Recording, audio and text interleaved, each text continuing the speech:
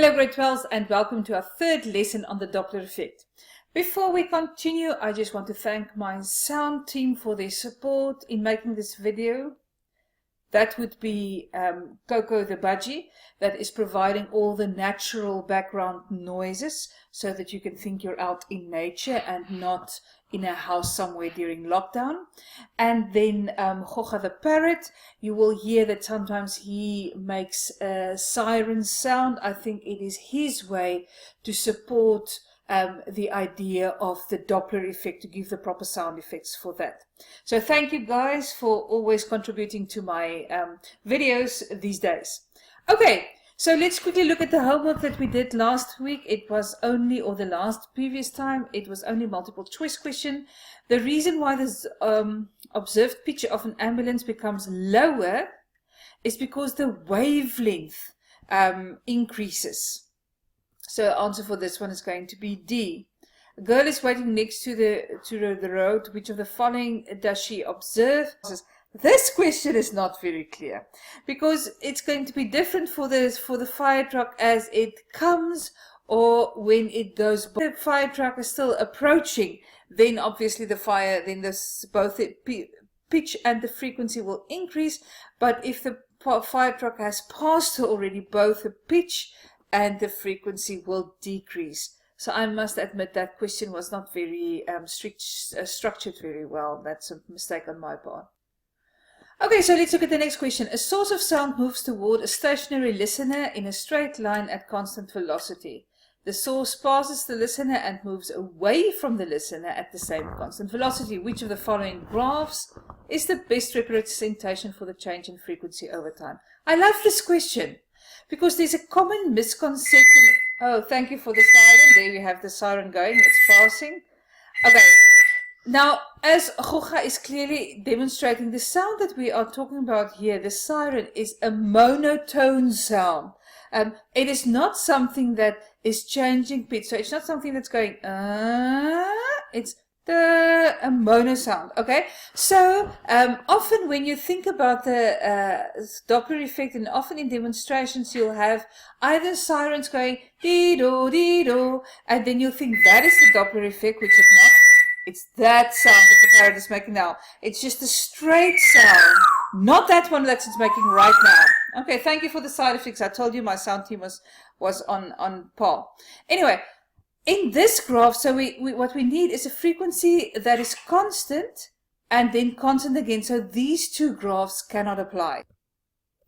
Okay, so in this case, what do we see? We have a higher pitch going to a lower pitch. This is a vehicle that's approaching and then driving away. So we know this question is correct.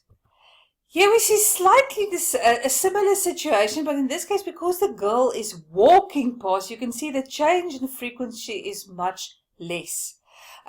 Also, one of the sound effects that you often hear when you would deal with a Doppler effect, somebody would go, would have a car passing and say, no. Now, just have a good understanding that coming towards you, that is not the Doppler effect.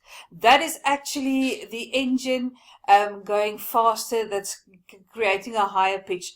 The Doppler effect has a constant initial frequency that drops. So the Doppler effect would be that thing going. Okay, just to get clarity on that. Okay, so in this case, the answer for this one is also first the one with a higher frequency and then the slightly lower frequency as she passes.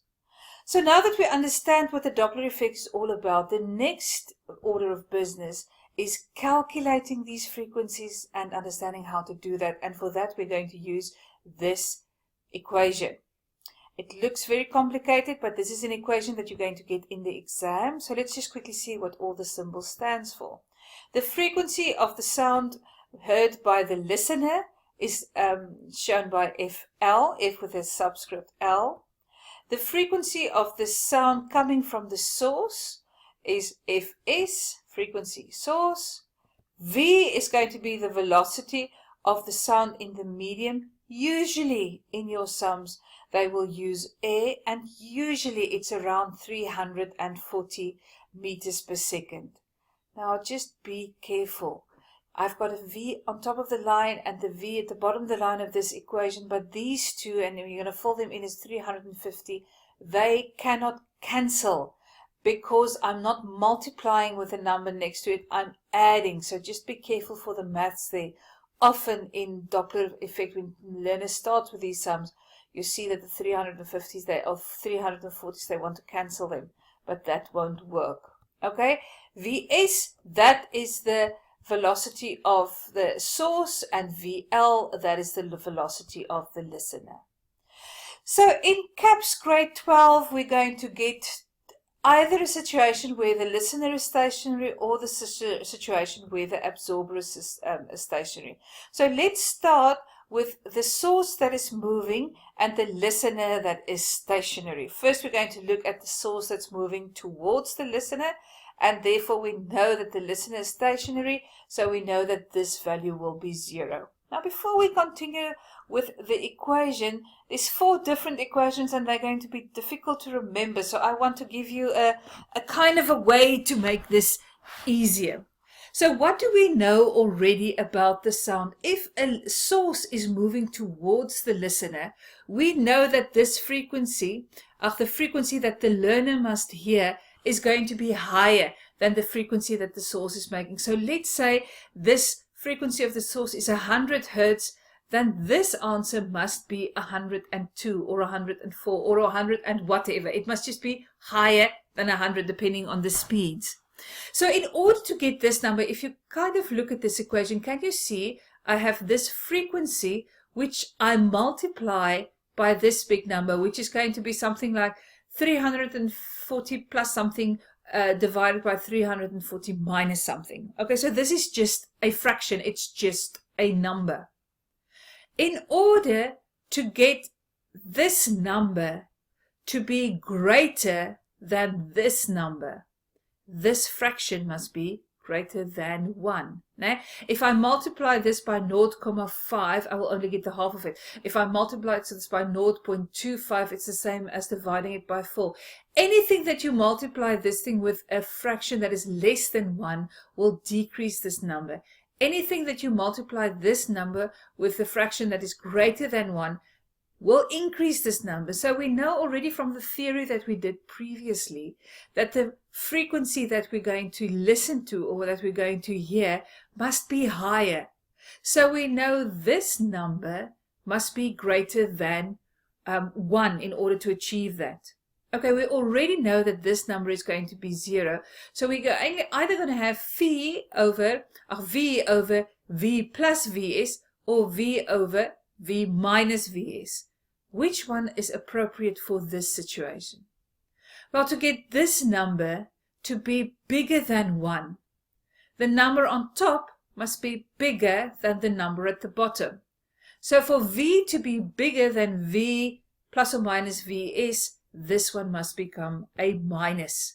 So this is the equation that we're going to use if the source moves towards the listener. This is the form of the Doppler equation that we use. Now, in your final exam, there was different ways of marking. The usual strict exam rules tells you that whatever equation is on your information sheet, that is the equation that you must write down, which is this one. This is the equation that they will give you on your information sheet.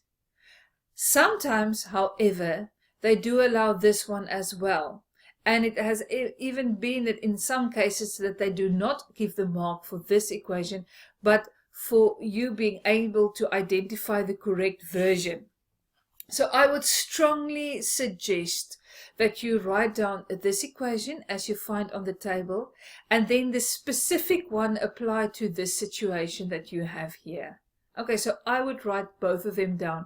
You will see in the applications that I now, in the examples that I did, I only wrote down this one every time. It's just to make my screen less messy, but I strongly advise you always to start with this equation, follow it by the application of this equation that you have before you put in all the values. Let me tell you what I'm talking about. A siren with a frequency of 250 Hertz is driving towards a stationary listener, and the siren has a frequency of 25 meters per second. Calculate the frequency that the listener observes. So now we have listener is stationary and the source is approaching. So we use this equation, pop in all the numbers. There you see my 340 meters per second.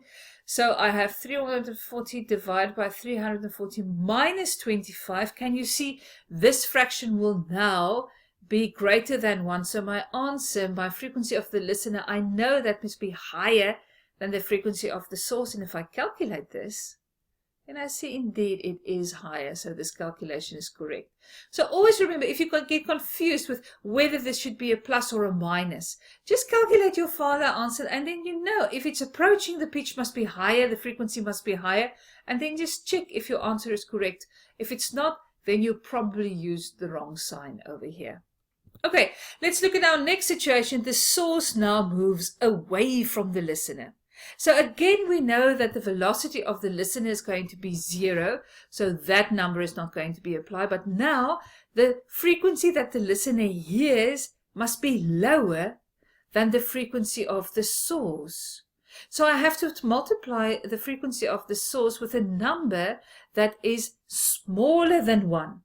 So I see that whatever is on top must be smaller than what's on the... And how am I going to achieve that? By adding Vs at the bottom. You see that VL is 0. So what I'm wondering in this equation, should this be V minus Vs or V plus Vs? No, I want this number to be the bigger number so that I can have this whole fraction that I'm multiplying with must be smaller than 1. So this is the version of the Doppler effect that I'm going to use, or the Doppler effect equation rather, that I'm going to use if the source is moving away from the listener. Let's quickly look at an example. A boy on a motorbike is blowing a vuvuzela with a frequency of 235 Hertz. So that is the frequency of the source while passing his teacher, and he has a velocity of 30. So that's going to be the velocity of the source. Now, frequency of the source, so that is Fs.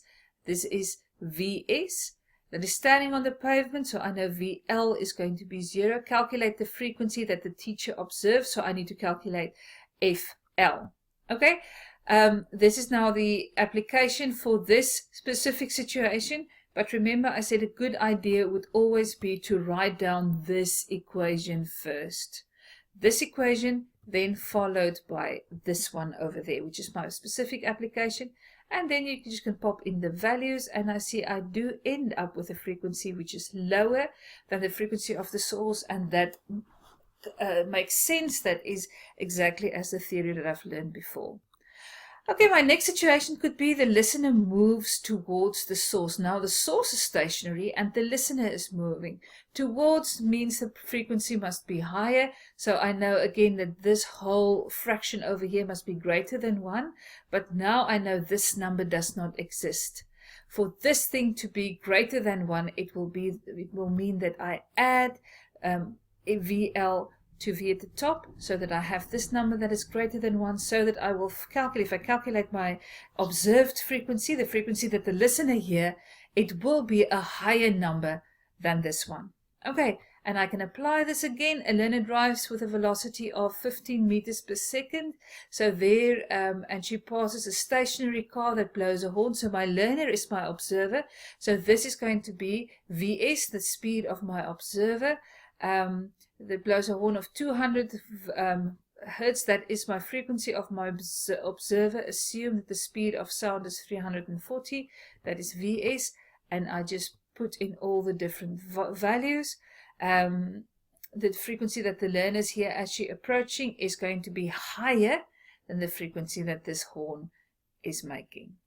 Okay, and then our last situation is that the listener is moving away from the source and the source is now still standing still. So we still have this one as 0, but now the frequency must drop. So this whole number must be less than 1. So I know I'm going to subtract the speed of the learner on top.